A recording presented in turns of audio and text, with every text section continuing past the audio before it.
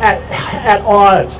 The parties seem to be at odds, but philosophically, the parties aren't at odds with each other. They support the same position. Foreign policy.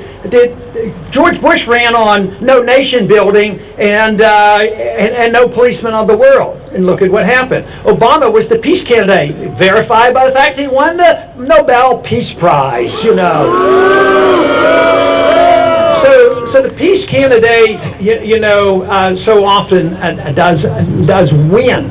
But we need to make the decision, though, on whether or not this will continue. And I think the decisions are very, very obvious.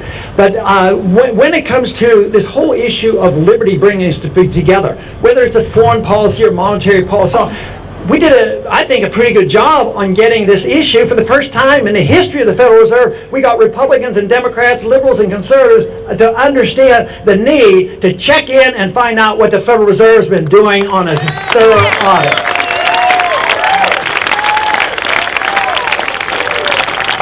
But I'm optimistic enough to believe that we can bring people together on the big issue of liberty. Why individuals who call themselves liberals, and why the issue of liberty as understood by conservatives, why we shouldn't come together. Whether it's audit the Fed, hopefully we can persuade more about the wars, the fact that the other candidates are now saying, hey, maybe it is a good idea we come home from Afghanistan. So there is a shift. We should be able to come together. We should be able to come together with deficits. I can't imagine those who like big government home should endorse deficit when it leads to this crisis. But we should be able to come together not because of our lifestyles, not because of how we would use our liberty, not because of how we would spend our money, but because we want our freedom. People should come together because we want to be free individuals.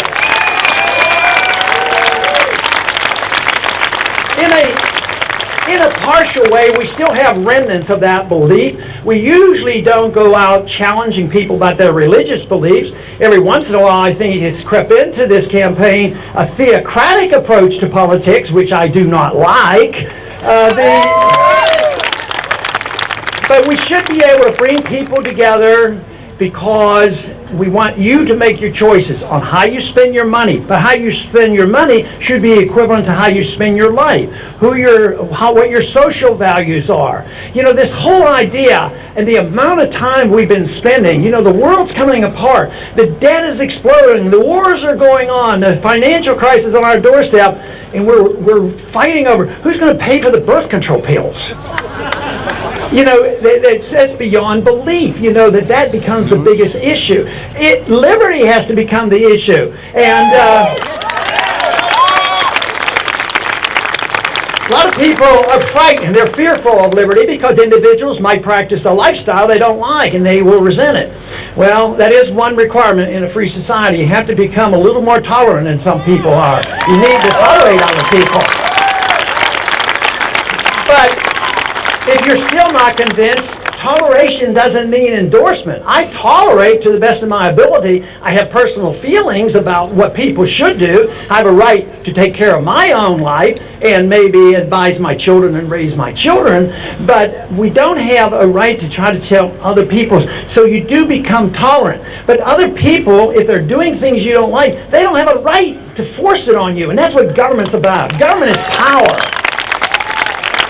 And they want to force economic issues on us and economic redistribution, and they want to force lifestyles on us. They want to force the definition of marriage on us. They're always wanting to tell us what to do. There's a lot of busybody in Washington who like running a nanny state. I want to repeal the nanny state.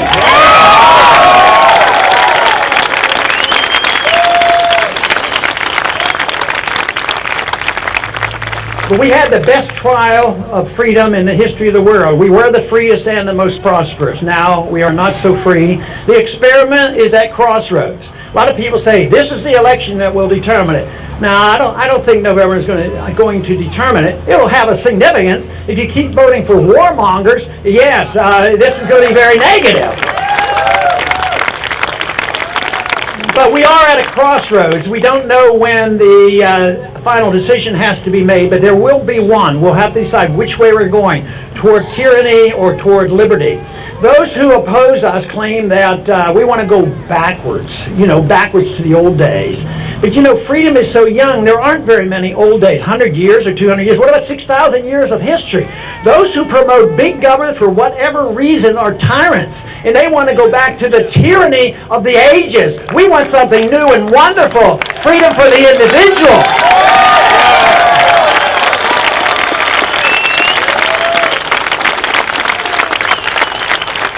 So we don't want to give up on what we've had. It doesn't mean that we go back and are fixated 100 years ago, but we can pick up the pieces.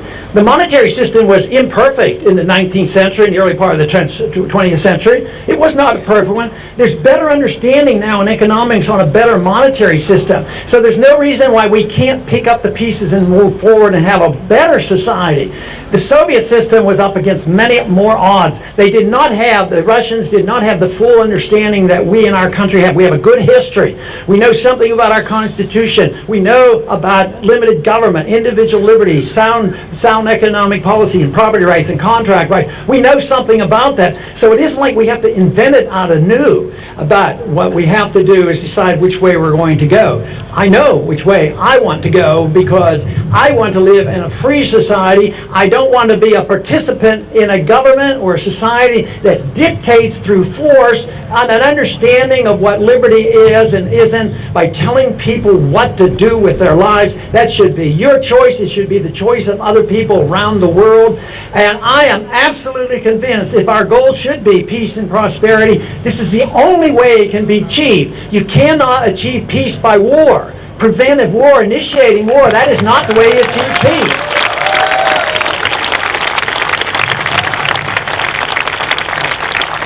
Now the problems seem at times overwhelming, and some people say, well, how are we ever going to get 51% of the people to endorse that? Actually, you don't have to. You just need a group like this that is energetic, understanding, studies the issues, and understand the issues. We need an energized minority, an irate, tireless minority who's willing to start these brush fires of liberty in the minds of men. That's what we need.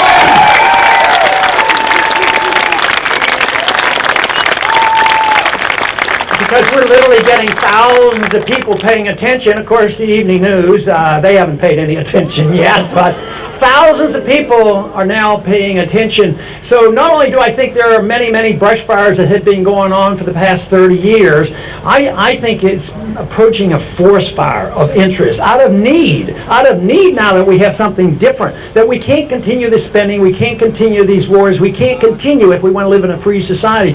So I see magnificent things happening. I see it on the campuses. I go to so many campuses, and if it's truly a philosophic revolution, it has to come from the campuses. It has to be the young people, because the young people, when they become middle-aged and older, unless they belong to a remnant who remembers true liberty, they will fall the trap into becoming the part of the status quo. So all great revolutions and change of ideas come from young people, energetic, willing to stand up and fight for a cause.